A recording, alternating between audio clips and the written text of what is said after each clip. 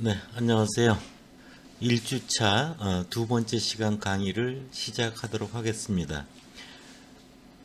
데이터 분석 입문이라고 하는 강의에 있어서 첫 번째 시간은 이제 여러분들하고 만난 시간입니다. 그리고 이번 학기에 데이터 분석 입문의 강좌가 어떻게 진행이 될 것인지 강좌에 대한 안내를 첫 번째 시간에 여러분들한테 말씀을 드렸고요. 특히 데이터 분석 입문이라고 하는 것은 이제 데이터라고 하는 의미를 여러분들이 잘 알아야 되는데요. 그래서 그 데이터라고 하는 것은 수치로 구성되어 있는 그런 정형화된 데이터도 있지만 수치가 아닌 영상이라든지 또는 뭐 이미지라든지 또는 텍스트라든지 이런 다양한 비정형화된 데이터도 있습니다. 그래서 먼저 그런 데이터에 대해서 수치화되는 그런 어떤 수량적인 측면에서 데이터라고 하는 숫자가 출발하게 되는 그런 어떤 모습을 역사적으로 좀 살펴봤고요. 또 우리나라는 그런 것들을 언제부터 이렇게 다루기 시작했는가 하는 이야기도 여러분들하고 나눴습니다.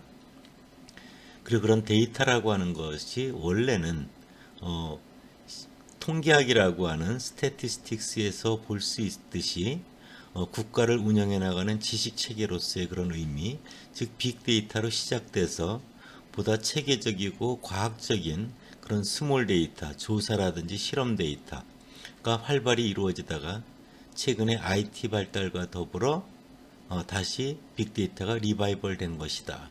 그런 말씀을 드렸고요. 그런 데이터와 관련되는 그런 역사적 측면 하에 우리가 그러면 이런 데이터를 분석한다라고 하는 것은 어떤 관점의 접근이 가능한가? 그래서 두 가지 자료를 잘 탐색해서 살펴보는 탐색적 분석 기법과 또 하나는 정해져 있는 어떤 그런 현상, 가설에 대해서 실제적으로 그것이 맞는 것인가 하는 것을 확증해 나가는 확증적 데이터 분석의 양축을 가지고 데이터 분석이 이루어진다는 말씀을 드렸습니다. 특히 실제적인 사례, 뭐 산옥열의 사례라든지 또는 구글의 독감 트렌드 사례라든지 또는 그 2차 대전의 전투기의 흔적 이런 걸 통해서 볼 때 데이터가 얻어졌을 때 그런 것들이 어떻게 설명될 수 있을 것인가 또 어떻게 재현될 수 있을 것인가 그런 문제에 있어서 빅데이터는 그런 대표성을 갖고 있지 못해서 일정 부분의 한계점을 노출하고 있다라는 그런 얘기도 여러분들 우리가 살펴봤습니다. 오늘 1주차 강좌의 두 번째는 그 데이터 분석 입문 관점에서 우리가 살아가는 사회의 현재 모습이 어떤 것인가 그리고 그것이 우리 주변에서 보여지는 그런 데이터가 활용되는 사례 그런 것들 내용을 중심으로 두 번째 시간을 여러분들하고 진행하도록 하겠습니다. 두 번째 슬라이드를 보도록 하겠습니다. 먼저 제목을 보면요. 우리가 지금 살아가고 있는 21세기 사회, 그래서 지식사회라고 하는 표현을 적어놨습니다. 그 아래 그림을 보면 맨 왼쪽에 데이터라고 하는 게 있고요. 그 다음 단계 정보라고 하는 게 있고요. 그 다음에 지식이라고 하는 것이 이제 체계적으로 흘러가고 있는 모습을 볼 수 있습니다. 이런 그림을 보여주는 이유는 시대의 흐름, 사회적 변천과 관련이 되어 있는데요. 살펴보도록 하겠습니다. 우리가 일반적으로 현재 모습을 보면은 2010년도에 더 이코노미스트라고 하는 데서 이제 발표된 그런 내용을 근거로 여러분들에게 이야기를 하는 건데요. 매년 데이터가 52% 정도 증가한다. 그것은 뭐 비즈니스 그런 사업 분야라든지 또는 우리가 그 공공적인 영역이라든지 각각 학문 분야 등 다양한 분야에서 이런 데이터의 증가가 폭발적으로 이루어진다라는 것을 이야기하고 있습니다. 이것을 실질적으로 계산을 해보면요. 10년 후에는 66배, 20년 후에는 4333배, 4334배, 그 다음에 30년 후에는 28만 5304배. 즉, 우리가 살아가는 그 시점에 비해서 한 세기 30년 이후에 되면은 현재 있는 데이터의 수십만 배의 데이터가 우리한테 주어지는 그런 어마어마한 사회적 변화가 이루어지고 있다는 것을 볼 수가 있습니다. 그럼 이것이 시대의 그 사회의 어떤 변천을 같이 비춰서 본다고 하면은 예전에는 농업 사회가 주를 이룰 때는 땅을 많이 가지고 있는, 즉 토지를 많이 가지고 있는 그런 사람들이 이제 부자다라고 하는 그런 시대가 있었던 거죠. 이후에 자본 사회라고 하는 것이 우리가 등장을 하면서 그때는 돈을 많이 가지고 있는 사람, 그런 사람들을 이제 부라고 하는 것의 기준으로 삼던 그런 시기가 있었습니다. 그러나 현재 여러분들이 살아가고 있는 사회는 뇌본 사회라고 하는 표현을 씁니다. 21세기 사회를 의미하는 거죠. 즉 우리 머릿속에 들어있는 정보라든지 또는 지식이 부의 기준이 되는, 부의 원천이 되는 그런 시대에 여러분들이 살고 있다, 이런 겁니다. 그것을 사회에서 이렇게 살펴보면 이런 것을 볼 수 있죠. 여러분들이 보고 있는 뭐 구글이라든지 또는 페이스북이라든지 우리나라에서 본다면 네이버라든지 이런 정보와 지식을 근거로 세상을 그 경제를 이렇게 움직이고 있는 그런 기업들의 모습을 보면 우리 뇌 속에 들어있는 정보와 지식이 부의 근거가 되는 그런 네본 사회에 우리가 살아가고 있구나 하는 생각을 할 수 있습니다. 그러면 여러분들이 지금 살아가고 있는 사회라고 하는 것은 내 머릿속에 정보와 지식을 얼마나 올바로 갖추고 있는가, 이것이 이제 대단한 중요한 건데요. 그럼 정보와 지식이 뭐냐라는 궁금증을 우리가 가질 수가 있습니다. 원래 데이터라고 하는 것은 여러분들이 뭐 은행에 가서 돈을 이렇게 인출한다든지 또는 돈을 맡긴다든지 또는 편의점에 가서 이제 카드를 이렇게 어떤 제품을 구입하고 그 계산을 할 때 이렇게 카드를 지급해서 지급하지 않습니까? 그럴 때 그런 것들이 전부 기록으로 남는 것들이죠. 그런 모든 것들이 다 데이터입니다. 그런 데이터들은 어마어마하게 이제 많은 양이 매일 생산되는 걸 여러분들 볼 수가 있어요. 그러니까 그런 데이터들은 날 것인 자료입니다. 아직 잘 요리가 되어 있지 않다라는 그런 의미가 됩니다. 그래서 그런 데이터들을 의미 있게 잘 가공 처리하는 일들을 하게 됩니다. 그래서 그 데이터를 잘 가공 처리해서 얻어진 산출물, 그것을 정보라고 합니다. 인포메이션.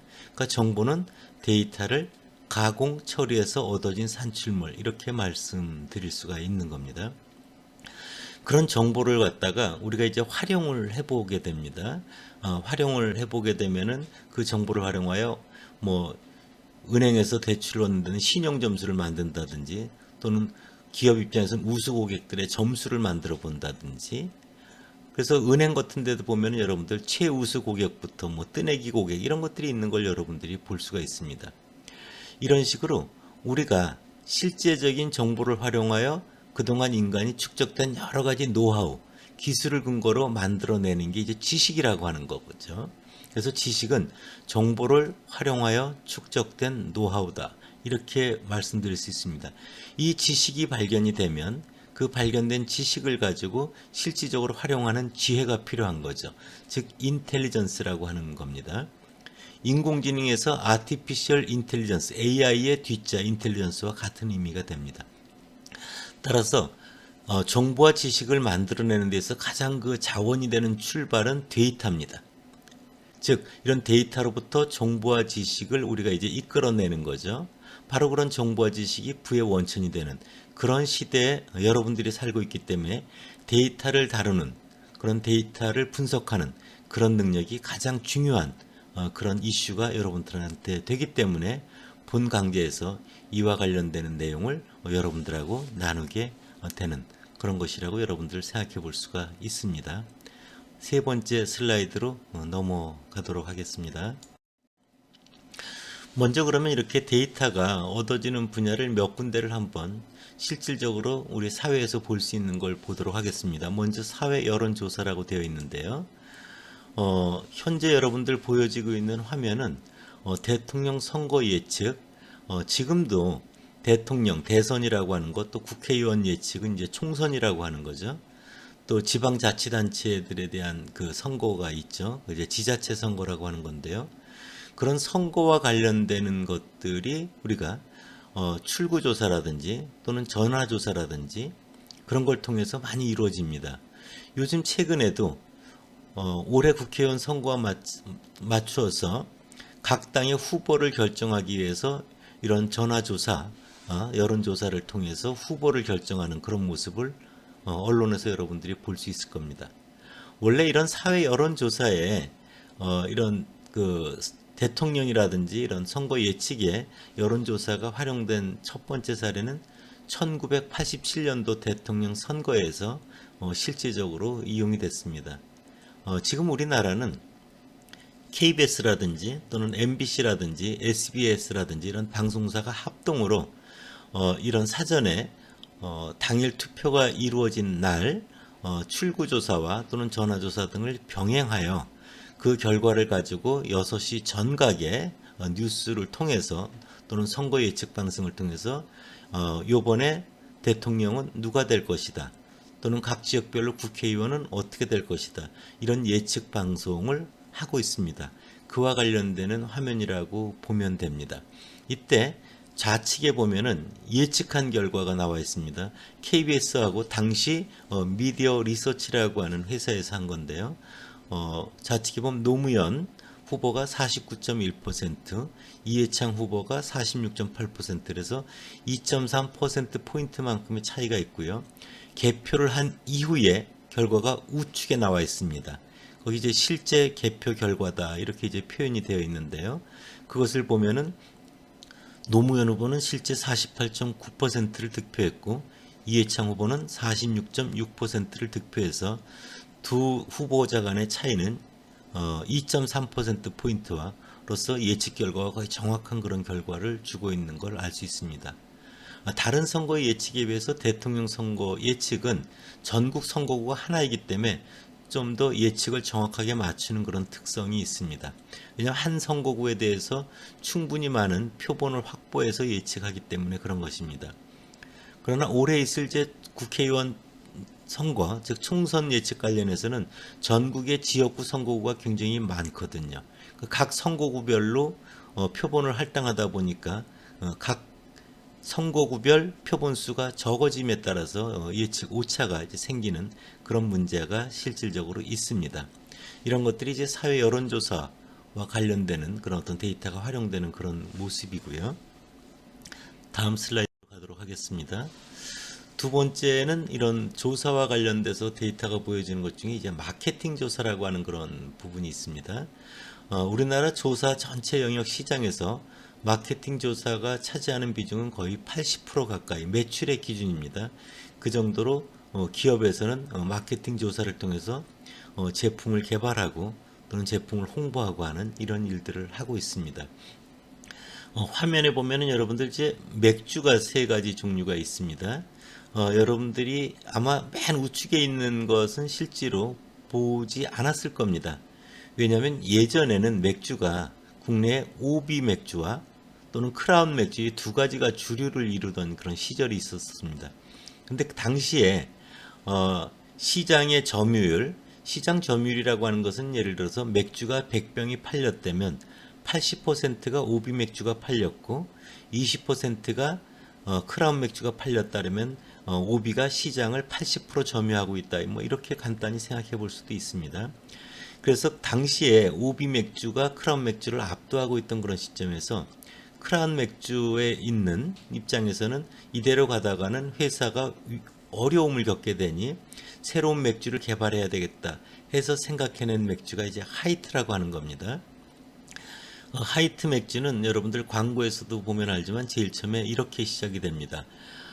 맥주에 대해서 여러 가지 속성을 마케팅을 통해서 조사를 해봤더니 맥주는 제일 중요한 속성으로 맛이라고 하는 속성이 있지만 또 하나 중요한 속성이 깨끗한 물이 있다라는 걸 이제 찾아내게 됩니다. 이런 걸 통계 분석 기법 기준에서 보면은 요인 분석 또는 인자 분석이라고 하는 기법을 통해서 찾아내게 되는데요. 그것은 여러분들이 이제 학년이 올라가서 3학년 때 다별량 자료 분석이라고 하는 강좌에서 자세히 배우게 되는 그런 내용입니다. 여기서는 일단 사례에 대한 얘기니까 사례를 중심으로 얘기를 하도록 하겠습니다. 그 당시에 마케팅 조사를 해봤더니 맥주에 대해서 대단히 중요한 속성이 첫 번째가 맛이었고 두 번째가 이제 깨끗한 물이라고 하는 속성을 찾아내서 깨끗하다라고 하는 것이 색깔로 보면 이제 흰색과 연결되어 있습니다. 그래서 WHITE라고 하는 화이트에 앞에 W 글자를 제외하고 남은 HIT를 갖다가 화이트라고 하는 맥주의 제품명으로 하고 그를 통해서 광고도 지하광천수에서 뽑아 올린 깨끗한 물로 만든 맥주 하이트 이렇게 등장을 하면서 새로운 크라운 맥주가 맥주 시장을 점유하게 되는 그런 변화를 마케팅 조사를 통해서 이루어진 것을 여러분들 볼 수 있습니다. 가운데 있는 카스는 그 당시에 맥주의 오비와 하이트가 점유하는 그 중간 과정에서 새로운 즉 기술을 생각을 한 부분이 있는데요. 즉 뭐냐면은 카스 맥주의 맨 하단에 보면은 100% 비열 처리 맥주라고 하는 것이 빨간 글씨로 예전에 적혀 있었습니다. 그것은 뭐냐면 열 처리를 하지 않는 맥주라는 이제 새로운 개념을 잡아낸 거죠. 그래서 카스의 첫 글자를 보면 콜드 필터링, 즉 빙점 여과 방식, 비열 처리 방식이라고 하는 의미가 있고요. 카스의 두 번째 글자인 A는 어드밴스드 테크놀로지, 즉 최첨단 기술의 약자입니다. 그리고 세 번째 S는 스무스드 테이스트, 즉 부드러운 맛이라고 하는 것의 약자고요. 맨 마지막 S는 satisfying feeling, 즉 만족하는 느낌이라고 하는 것의 약자가 됩니다. 즉 다른 말로 풀어보면 최첨단 기술인 비열 처리 방식으로 만들어 우리에게 부드러운 맛을 줘서 만족감을 주는 맥주, 이것이 이제 카스라고 하는 것의 원래 뜻의 의미를 담고 있는 것입니다. 이것이 조사에 있어서 데이터가 보여지는 모습의 마케팅과 관련되는 부분이었고요. 세 번째는 거기 이제 시청률 조사라고 하는 부분이 되어 있는데요. 저는 개인적으로 우리나라 이제 시청률과 관련되는 그런 조사를 검증하는 일을 여러 해 직접 수행을 해본 적이 있습니다. 주로 이것은 시청률이라고 하는 걸 통해서 광고와 직접적으로 연결되어 있기 때문에 매일 이 시청률이라고 하는 것은 보도가 되고 특히 드라마를 촬영하는 그런 방송사에서는 여러 가지 그 각자 가지고 있는 방송사의 채널들의 시청률이 어느 정도 되는가가 굉장히 이제 중요한 문제를 담고 있습니다. 과거에는 이것이 이제 닐슨 코리아라고 하는 데와 TNMS라고 하는 그런 두 군데 회사에서 주로 이런 시청률 조사가 지금 이루어지고 있고요. 이런 것들은 미디어와 관련되는 시청률 조사다. 근데 일반적으로 이제 1분 단위로 시청률이 쭉 얻어집니다. 그것이 어떻게 우리한테 알려지는가 이렇게 여러분들이 궁금할 수 있는데요. 그것은 이 시청률을 조사하는 기기가 있습니다. 그래서 전국을 대표할 수 있는 4천 가구 정도를 저희가 표본으로 뽑아서 그 가구에 TV에 피플미터라고 하는 기기를 설치를 합니다.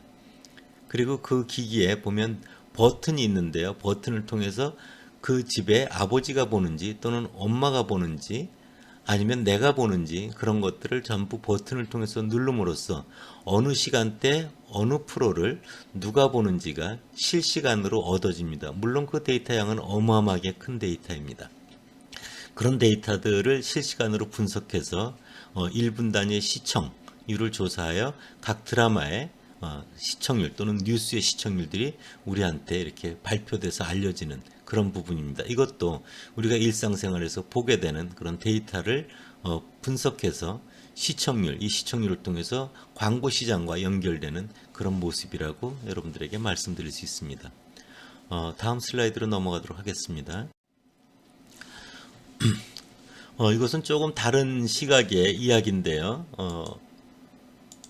보시면은 이렇게 되어 있죠. 마케팅과 CRM이라고 되어 있는데요. 또는 뭐 디시전 사이언스 이런 표현을 쓰기도 하는데요.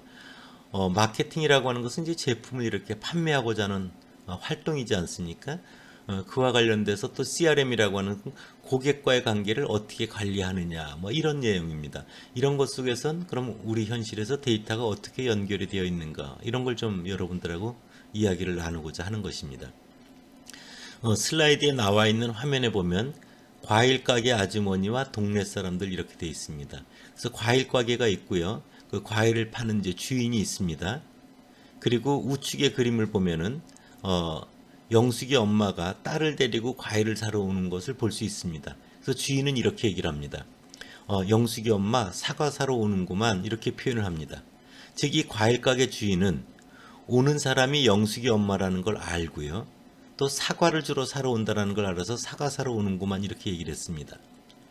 즉 여기서 보면은 고객이 많지가 않을 때는 그 고객이 누군지도 알 수 있고 또 무엇을 사러 오는지도 과거 경험을 통해서 우리가 이야기할 수 있지만, 이 과일 가게에 오는 손님이 굉장히 많다, 또는 예를 들어서 뭐 롯데마트다 또는 이마트다, 이런 마트에 물건을 사러 오는 사람들은 어마어마하게 많습니다.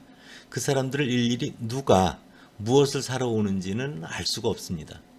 그렇게 많은 데이터가 또는 고객이 있다고 하면 그 고객과의 관계를 제대로 데이터를 통해서 과학적으로 관리하여 고객과의 관계를 설정할 필요가 있다. 그런 것들이 지금 대부분 기업에서도 벌어지고 있는 그런 일들입니다. 그것에 대한 이제 예시로서 화면을 보여드린 겁니다. 다음 슬라이드로 넘어가도록 하겠습니다. 그러면 이런 기업에서는 비즈니스를 위해서 여러 가지 데이터들이 있는데요. 보통 여러분들이 은행과 거래를 할 때 보면은 두 가지 데이터를 여러분들이 생각할 수 있습니다. 하나는 뭐냐면 내가 통장을 가지고 있기 때문에, 또는 뭐 현금 카드를 통해서, 또는 뭐 신용카드를 통해서, 체크카드를 통해서 이렇게 은행에 그 카드, 은행과 이제 거래하는 기록들이 남는 거죠. 그런 것들을 거래 자료, 다른 말로 트랜잭션 데이터라고 이제 표현을 합니다. 또한 은행에 가입하기 위해서는 A라는 은행에 가입하기 위해서 이제 가입하는 그 통장을 만들기 위해서 여러 가지를 적지 않습니까? 본인의 성명도 적고 또는 뭐 주민등록번호도 적고 주소도 적고 등등, 이런 것들은 이제 그 고객의 속성이라고 하는 겁니다. 이런 것들을 보통 이게 인구 사회적 변수 또는 고객 신상과 관련되는 변수라고 하는 거죠. 그래서 보통 기업에서 얻어지는 데이터들은 이렇게 거래를 통해서 얻어진 기록과 내가 그 기업에 가입할 때 기록하는 그런 고객 속성과 관련되는 자료들이 얻어지는 거거든요. 그럼 이렇게 고객과 접촉이 자주 발생하는 뭐 금융권이라든지, 그거는 이제 카드사가 될 수도 있고요, 또는 보험사가 될 수도 있고, 뭐 은행 증권 가능합니다. 또 여러분들 휴대폰 다 이용하는데 이제 통신사도 그렇고요. 또는 물건을 주고받는 이제 유통과 관련되는 백화점이나 마트, 이런 데가 이제 굉장히 많은 자료들이 얻어지는 거죠.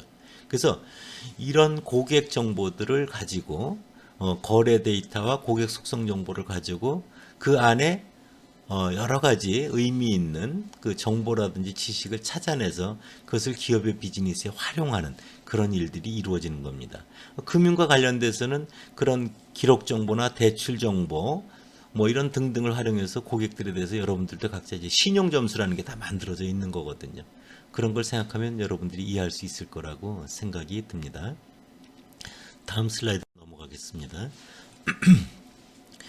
이것은 신문에 난 기사를 하나 여러분들한테 보여드리는 건데요. 이런 기업 데이터를 이용해서 기업의 비즈니스에 활용한 사례가 하나 기사화된 거고요. 지금은 이런 것은 아주 우리나라의 대부분의 금융권에서 하고 있는 그런 모습이다, 이렇게 볼 수 있습니다. 그래서 현재 이런 거래 데이터는 기업 사정에 맞게 여러 가지 목적에 맞게 다양하게 활용되고 있다. 그래서 이 경우는 이제 카드사의 사례인데요. 마포구 서교동 공공갈비에서 카드 결제 시 10% 할인되는 쿠폰을 드려요. 이게 카드사에서 보낸 메일이죠. 그런데 신기하다. 내가 늘 다니는 단골집 아닌가. 이 단골집에서 내가 여기가 단골집인 걸 어떻게 알까 궁금할 수 있을 겁니다. 왜냐하면 여러분들이 사용한 카드의 사용 정보를 잘 분석해서 여러분들의 성향을 다 보고 그거에 맞춰서 여러분들과의 관계를 마케팅을 통해서 활용하고 있는 그런 부분인 거죠. 이런 정보를 활용해서 실질적으로 이 카드사 또는 이렇게 그 음식점들은 매출을 전월 대비 굉장히 높게 80% 증가했다 이런 표현을 하고 있습니다. 그래서 여러분들이 이런 내가 사용하고 있는 카드사 이런 정보들도 다 활용되고 있다 이런 걸 여러분들이 보시면 되겠습니다. 다음 화면으로 넘어가겠습니다. 다음은 제가 앞서 정보와 지식에서 지혜라고 하는 인텔리전스 표현을 쓰는데요. 기업이 비즈니스 인텔리전스 바로 이런 것들을 고객 데이터를 활용하여 기업 비즈니스에 연결하는 여러 가지 기업들의 모습입니다. 아주 세계적인 기업들이고요. 그 오라클이라고 하는 국내사도 있죠. 또 세스라고 하는 미국의 본사를 두고 있고 국내는 세스 코리아라고 있습니다. 또 IBM이라든지 이런 다양한 기업들이 그런 것들을 활용을 하고 있고 최근에는 더 많이 활용하는 기업이 이제 구글이라든지 뭐 페이스북이라든지 뭐 마이크로소프트라든지 국내 네이버라든지 뭐 어마어마한 기업들이 있는 걸 여러분들 확인할 수 있을 겁니다. 지금까지는 이렇게 수치 정보를 활용하여 주로 정보와 지식을 이끌어냈다고 하면 현재 얻어지는 데이터는 수치가 아닌 데이터들이 굉장히 많습니다. 즉 뭐냐면 여러분들 텍스트 데이터라든지 또는 이미지 데이터라든지 뭐 오디오 데이터, 비디오 데이터 뭐 수없이 많습니다. 그래서 지금 현재 우리나라뿐만 아니라 전 세계적으로 현 시대에 얻어지는 데이터의 95% 가까이가 수치가 아닌 그런 데이터들이 얻어지고 있다. 앞서 이야기했던 수치 데이터는 실질적으로 5% 정도 수준에 불과하다. 이런 것들이 현실입니다. 따라서 이런 비수치 데이터에 대해서도 정확한 정보와 지식을 이끌어낼 수 있는 그런 데이터 분석을 다룰 수 있는 그런 전문가가 지금 사회에서 엄청나게 요구되고 있는 겁니다. 화면에 보여지고 있는 그 아래 글자들은 뭐냐면 미국의 전 대통령이었죠. 오바마 대통령이 당선되었을 때 그 대통령 수락 연설을 한 그 연설문에 있어서 사용된 단어들의 빈도가 많을수록 큰 글자로 적을수록 적게 사용된 글자를 표해주고 있는 겁니다. 즉 텍스트 데이터에 대한 빈도표 이렇게 여러분들이 보면 정확합니다. 그래서 will 뭐뭐 할 것이다. 아메리카 미국 promise 약속하겠다. 존 맥케인 당시 이제 경쟁 후보였죠. 이런 것들이 자주 등장했던 걸 볼 수가 있습니다. 이런 것들을 요즘 이제 워드 크라우드 분석이라고 해서 여러분들이 뭐 다양한 언론 매체를 통해서 접하게 되는 그런 내용이라고 볼 수 있습니다. 다음 슬라이드입니다. 이런 것들이 국내에서도 2012년도 한 언론사 기사에 보면 당시 이제 대통령 선거가 있기 전입니다. 그래서 거기 보면은 연설을 한 거에 대해서 신뢰박 국민이라는 게 116회, 여러분이 89회, 약속 22회. 이래서 미래에 대한 약속을 통해서 유권자들을 설득하는 그런 전형적인 정치인의 화법을 구사하고 있는 당시 박근혜 후보의 모습이 있고요. 그 다음은 또 하나는 그 당시 이제 대선에 나오고자 했던 안철수라고 하는 후보가 소통의 안, 그래서 우리 73의 사회 64의 문제를 생각해 봅시다와 같이 공동의 가치를 제시해서 유권자와 현재 공감을 추구하는 그런 제의적 화법을 구사한 그런 것들도 당시에 이제 그 한 언론사에서 보도된 것을 여러분들한테 보여드리는 겁니다.